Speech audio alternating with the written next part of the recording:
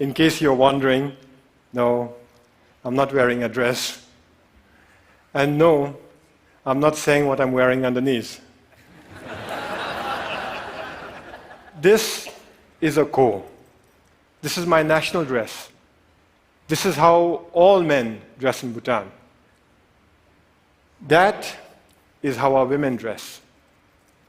Like our women, we men get to wear pretty bright colors.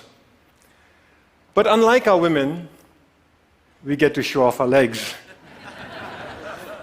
Our national dress is unique. But this is not the only thing that's unique about my country. Our promise to remain carbon neutral is also unique. And this is what I'd like to speak about today, our promise to remain carbon neutral. But before I proceed, I should set you the context. I should tell you our story. Bhutan is a small country in the Himalayas. We've been called Shangri-La, even the last Shangri-La. But let me tell you right off the bat, we are not Shangri-La. My country is not one big monastery populated with happy monks. The reality is that there are barely 700,000 of us, sandwiched between two of the most populated countries on earth, China and India. The reality is that we are a small, underdeveloped country doing our best to survive. But we are doing okay. We are surviving. In fact, we are thriving. And the reason we are thriving is because we've been blessed with extraordinary kings. Our enlightened monarchs have worked tirelessly to develop our country, balancing economic growth carefully with social development, environmental sustainability, and cultural preservation, all within a framework of good governance. We call this holistic approach to development gross national happiness, or GNH. Back in the 1970s, our first king famously pronounced that for Bhutan, gross national happiness is more important than gross national product.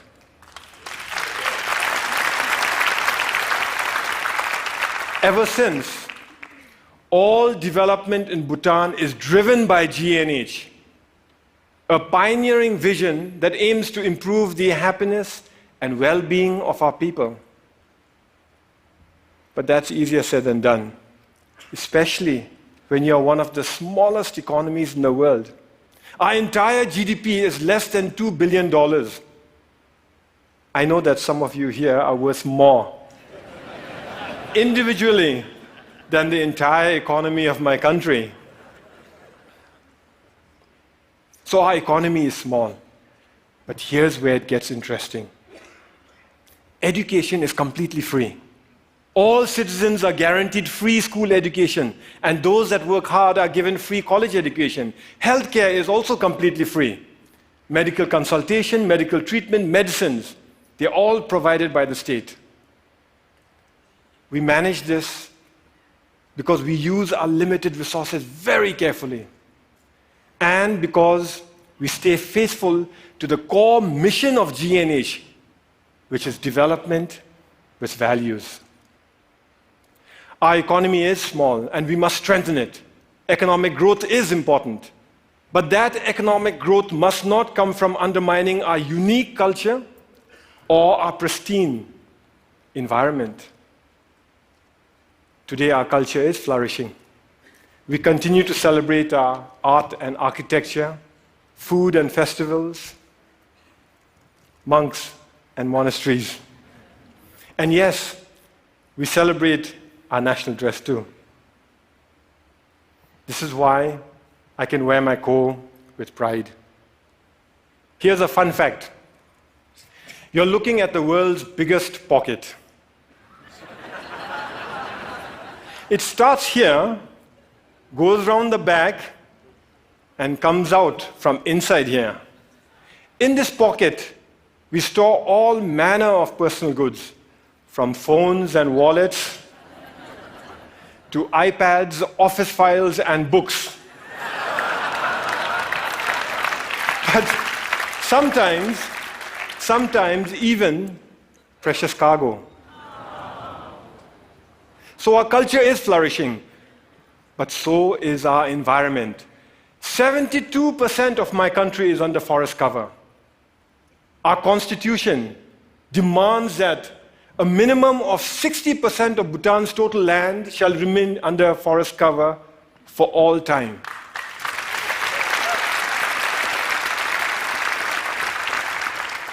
Our constitution, this constitution, imposes forest cover on us.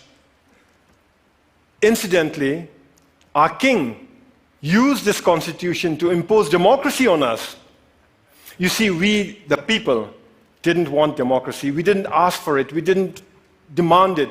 And we certainly didn't fight for it. Instead, our king imposed democracy on us by insisting that he include it in the constitution. But he went further. He included provisions in the constitution that empower the people to impeach their kings, and included provisions in here that require all our kings to retire at the age of 65. Fact is, we already have a king in retirement. Our previous king, the Great Fourth, retired 10 years ago at the peak of his popularity. He was all of 51 years at that time. So as I was saying, 72% of our country is under forest cover. And all that forest is pristine. That's why we are one of the few remaining global biodiversity hotspots in the world. And that's why we are a carbon neutral country. In a world that is threatened with climate change, we are a carbon neutral country. Turns out it's a big deal. Of the 200 odd countries in the world today, it looks like we are the only one that's carbon neutral. Actually, that's not quite accurate. Bhutan is not carbon neutral. Bhutan is carbon negative. Our entire country generates 2.2 million tons of carbon dioxide. But our forests, they sequester more than 3 times that amount. So we are a net carbon sink for more than 4 million tons of carbon dioxide each year. But that's not all. We export most of the renewable electricity we generate from our fast-flowing rivers. So today, the clean energy that we export offsets about 6 million tons of carbon dioxide in our neighborhood.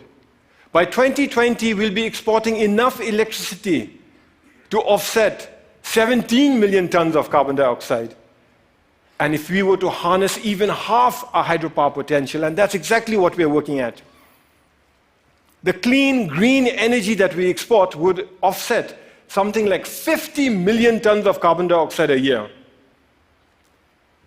That is more CO2 than what the entire city of New York generates in 1 year. So inside our country, we are a net carbon sink. Outside, we are offsetting carbon. And this is important stuff. You see, the world is getting warmer. And climate change is a reality. Climate change is affecting my country. Our glaciers are melting, causing flash floods and landslides, which in turn are causing disaster and widespread destruction in our country. I was at that lake recently. It's stunning. That's how it looked 10 years ago. And that's how it looked 20 years ago. Just 20 years ago, that lake didn't exist. It was a solid glacier. A few years ago, a similar lake breached its dams and wreaked havoc in the valleys below. That destruction was caused by one glacial lake. We have 2,700 of them to contend with. The point is this: my country and my people have done nothing to contribute to global warming.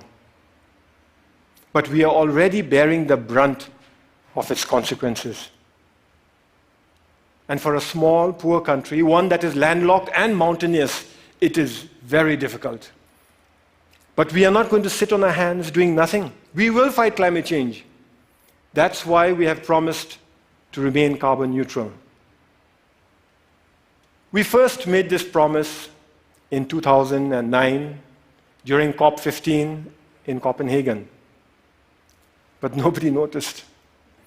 Governments were so busy arguing with one another and blaming each other for causing climate change that when a small country raised our hands and announced, "We promise to remain carbon neutral for all time," nobody heard us. Nobody cared. Last December in Paris, at COP21, we reiterated our promise to remain carbon neutral for all time to come. This time we were heard. We were noticed and everybody cared. What was different in Paris was that governments came around together to accept the realities of climate change and were willing to come together and act together and work together. All countries, from the very small to the very large, committed to reduce their greenhouse gases emissions.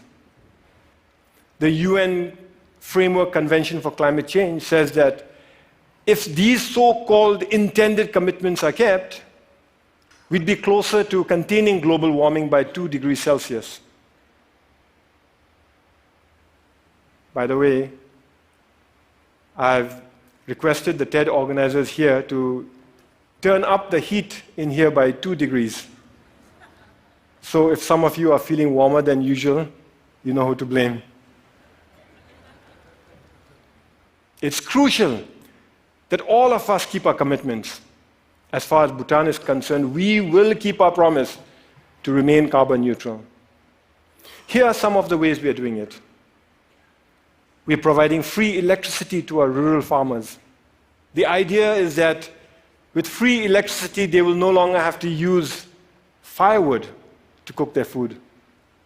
We are investing in sustainable transport and subsidizing the purchase of electric vehicles. Similarly, we are subsidizing the cost of LED lights, and our entire government is trying to go paperless. We are cleaning up our entire country through Clean Bhutan, a national program, and we are planting trees throughout our country through Green Bhutan, another national program. But it is our protected areas that are at the core of our carbon neutral strategy. Our protected areas are our carbon sink. They are our lungs. Today, more than half our country is protected as national parks, nature reserves, and wildlife sanctuaries. But the beauty is that we've connected them all with one another through a network of biological corridors. Now, what this means is that our animals are free to roam throughout our country. Take this tiger, for example. It was spotted at 250 meters above sea level in the hot subtropical jungles. 2 years later, that same tiger was spotted near 4,000 meters in our cold alpine mountains. Isn't that awesome?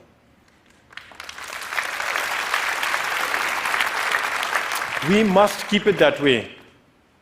We must keep our parks awesome. So every year we set aside resources to prevent poaching, hunting, mining, and pollution in our parks, and resources to help communities who live in those parks manage their forests, adapt to climate change, and lead better lives while continuing to live in harmony with Mother Nature. But that is expensive. Over the next few years, our small economy won't have the resources to cover all the costs that are required to protect our environment. In fact, when we run the numbers, it looks like it'll take us at least 15 years before we can fully finance all our conservation efforts. But neither Bhutan nor the world can afford to spend 15 years going backwards. This is why His Majesty the King started Bhutan for Life. Bhutan for Life gives us the time we need. It gives us breathing room.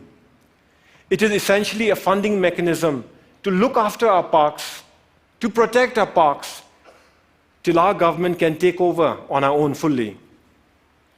The idea is to raise a transition fund from individual donors, corporations, and institutions. But the deal is closed only after predetermined conditions are met and all funds committed.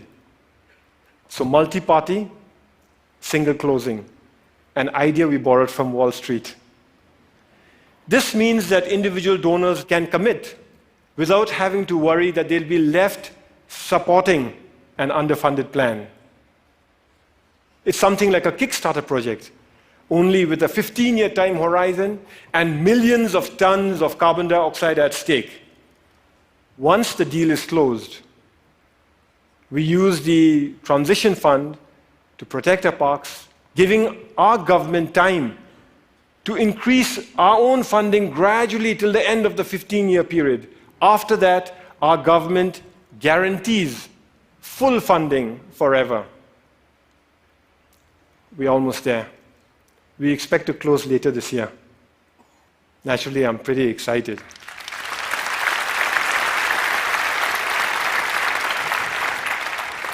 The World Wildlife Fund is our principal partner in this journey.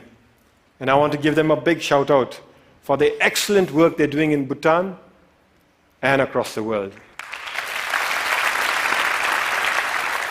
Whew, it is getting warm in here.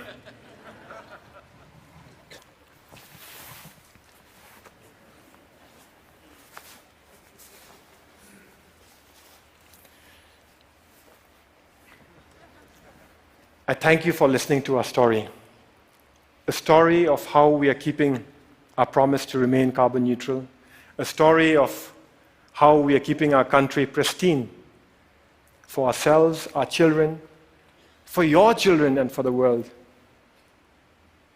But we are not here to tell stories, are we? We are here to dream together. So in closing, I'd like to share one more dream that I have. What if we could mobilize our leadership and our resources, our influence and our passion to replicate the Bhutan for Life idea to other countries so that they too can conserve their protected areas for all time? After all, there are many other countries who face the same issues that we face. They too have natural resources that can help win the world's fight for sustainability. Only they may not have the ability to invest in them now. So what if we set up Earth for Life, a global fund, to kickstart the Bhutan for Life throughout the world? I invite you to help me to carry this dream beyond the borders to all those who care about our planet's future. After all, we're here to dream together, to work together, to fight climate change together, to protect our planet together. Because the reality is, we are in it together. Some of us might dress differently, but we are in it together. Thank you very much. And Thank you.